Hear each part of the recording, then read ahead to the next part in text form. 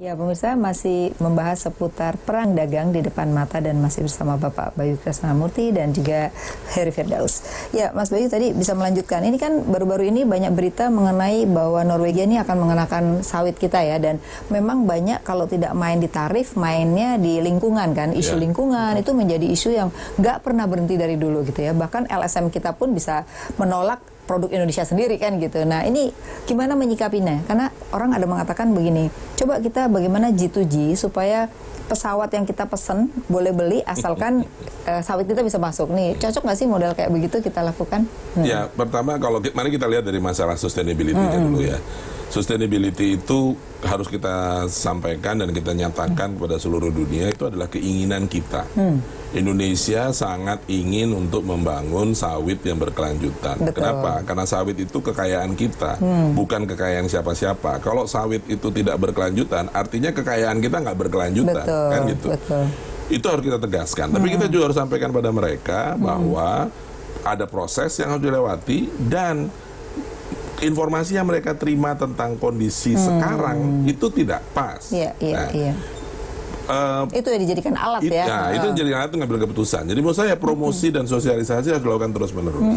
Tetapi kita juga harus sadar bahwa di balik cerita itu kan sebenarnya juga ada lagi-lagi perang dagang yang tidak disebut. Karena kalau Donald Trump kan pakai pengumuman, dia nge-tweet sampai menyebut trade war. Kalau sebenarnya perang dagang jalan terus. Kita dengan Eropa dengan segala macam black campaign itu adalah perang dagang. Karena masuknya sawit Indonesia ke sana membuat minyak nabati yang diproduksi oleh mereka jatuh gitu. Iya, betul. Nah ini menurut saya itu adalah fakta yang harus kita hadapi saja. Kita harus terus melakukan improve. Dan tadi kalau saya tidak terlalu khawatir soal Norwegia karena dengan segala macam itu pun ternyata Indonesia ekspor sawitnya ke Eropa masih jalan terus. Dan sebenarnya Norwegia tuh jauh lebih objektif ya melihat ke sawit, dan dia kalau dugaan saya alasannya bukan karena sustainability, karena memang mereka sudah mulai beralih. Teknologinya tidak lagi menggunakan campuran biofuel. Itu yang lebih mendasar daripada sekedar berbagai macam isu. Satu hal tadi yang disebutkan bahwa kita memang masih mengandalkan komoditi, sawit maupun batu bara, itu benar. Namun demikian, kalau kita ingin melakukan diversifikasi produk kita, jangan juga yang utamanya kita jadi sentimen sendiri tadi yang disebutkan. Masa dari kita sendiri ada yang nggak suka sama produk yang kita jadi andalan. Belum lagi kenyataan bahwa kalau di sawit yang saya tahu, 75% dari ekspor kita sudah produk hilir, itu sudah produk olahan. Sudah olahan, gitu. Setengah jadi lah paling tidak ya. Iya, enggak, CPO pun tinggal sedikit sekali yang diekspor, jauh lebih banyak yang sudah, bahkan kemasan kita ekspor, olahan sampai mendekati tinggal sedikit lagi jadi parfum juga udah. Nah, selain itu, selain sawit, ada itu industrial aspeknya. Zaman Mas Bayu dulu, seingat saya tuh ada berapa ratus barang yang juga kita dikatakan itu ya, mengenai apa namanya istilahnya tuh bahwa jual barang di sini lebih mahal daripada di sana ya kan. Nah itu artinya bahwa sebenarnya kita banyak yang kompetitif tapi akhirnya malah kena tantangan kan, seperti itu ya. Itu gimana mengatasinya? Karena kalau kita kalah berarti kan kena biaya masuk yang lebih mahal dong gitu. Jadi kalau menurut saya itu yang harus dicermati dari secara sangat detail oleh teman-teman di perdagangan. Untuk memetakan dengan sangat detail per negara butuhnya apa, kebijakan dia apa, karakteristiknya bagaimana, itu betul-betul dilakukan. Dulu kita sudah buat sebenarnya 10 komoditas andalan dengan 10 negara tujuan utama. Itu sudah cukup baik, dan itu menurutnya harus dipertajam, ditambahkan fokusnya, kemudian dikasih di penekanan-penekanan yang lebih kuat. Yang juga harus saya katakan, ini apa namanya, belain teman-teman perdagangan, biaya promosi kita sedikit sekali, kecil sekali dibandingkan dengan negara lain. Karena setiap departemen punya biaya promosi, itu masalahnya. Kenapa nggak di-pool di satu tempat aja gitu? Kalau kita ambil dari prinsip di perusahaan lah ya, itu kan marketing cost itu bisa antara 15 sampai 20% dari total. Ini berapa persen? Nah, kecil sekali lah. Kasihan mereka itu. Belum lagi yang pertama kali kalau ada apa-apa mereka yang dipotong. Itu menurut saya harus juga diperhatikan. Perbaikin ya, untuk promosinya ya. Oke. Mas Heri, kalau kita lihat kita punya yang namanya duta besar ya kan, bahkan ada atas perdagangan ya. Tapi sejauh ini kita belum melihat optimalisasi mereka di dalam mempromosikan, paling tidak membantu Departemen Perdagangan tadi gitu ya. Tapi kayaknya belum optimal gitu. Mungkin seperti apa sebenarnya peran mereka yang harusnya juga bisa membantu? Satu adalah menjelaskan tadi mengenai sawit, mengenai produk-produk yang kita kena dumping misalnya. Itu seperti apa? Ya, jadi memang di setiap kedutaan besar Indonesia itu ada divisi fungsi ekonomi ya. Nah, inilah yang bisa dimanfaatkan untuk katakanlah mencari kebutuhan produk di sana, apa yang bisa kita supply.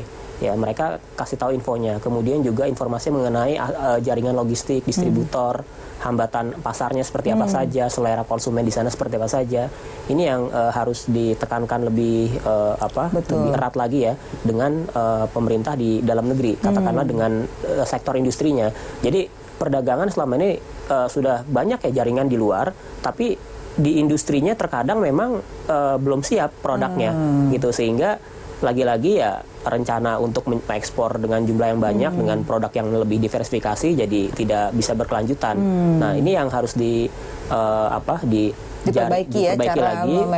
Belum lagi kita punya diaspora yang cukup banyak ya di luar negeri. Nah, ini yang juga harus di linkage dengan pemerintah di dalam negeri. Di dalam negeri ya. Nah, kita lihat misalnya China dulu kan dia memproduksi yang namanya kedelai hitam kan. Sekarang mereka nggak mau lagi karena memakan air, tapi dia impor. Tapi dia sekarang menyatakan diri bahwa hortikultura itu menjadi tujuan. Jadi artinya ekspor hortikultura yang besar, tapi dia impor misalnya kedelai gitu. Nah, kita sebenarnya kan udah bisa seperti itu posisi kita gitu. Tapi sejauh ini kan kita masih impor nggak mau, tapi produksi sendiri masih mahal gitu loh. Ya, jadi kita harus memetakan gitu ya, memetakan mana sih produk-produk yang kita punya keunggulan komparatif atau yang tidak memiliki keunggulan komparatif. Artinya kalau produk ini dipaksakan untuk diproduksi dalam negeri, maka akan mahal biayanya. Nah, lebih baik kita impor, baik itu barang konsumsi, barang jadi. Jadi jangan ini sama impor ya. Kadang-kadang kita tuh alergi sama impor. Kita jangan anti impor ya. Tapi impor itu kita jadikan sebagai mesin pertumbuhan ekonomi. Karena apa? Karena ini bisa dikonversi untuk katakanlah penciptaan nilai tambah kalau kita impornya impor bahan baku. Kemudian kita bisa ekspor lebih banyak lagi dengan produk-produk yang penting nilai tambah. Ya, yang penting adalah ada penciptaan nilai tambah di dalam negeri. Inilah yang penting untuk mendorong pertumbuhan ekonomi. Nah, Mas Bayu, kalau kita lihat nilai ekspor kita tuh seringkali kalau dilihat di bank gitu ya, uang masuknya berapa itu ternyata kecil.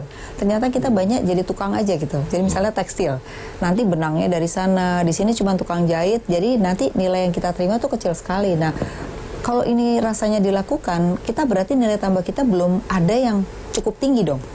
Ya, kalau kita cermati ya balik lagi tadi bahwa kalau untuk produk-produk dengan kandungan domestiknya tinggi, itu ya memang yang berbasis sumber daya alam, ya kan? Itu saya kira yang jadi kritikal.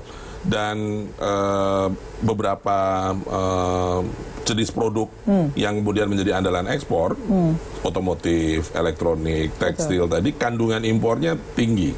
Tetapi menurut saya kalau kita lagi-lagi anti impor dan kemudian mencoba menghilangkan itu, maka itu akan industrinya sendiri menjadi tidak ada gitu. Jadi tadi yang sudah disepakati bahwa lebih baik kita kejar nilai tambah. Yang perlu menjadi strategi, nilai tambahnya yang harus makin hari makin membesar. Jangan hanya segitu-gitu aja gitu.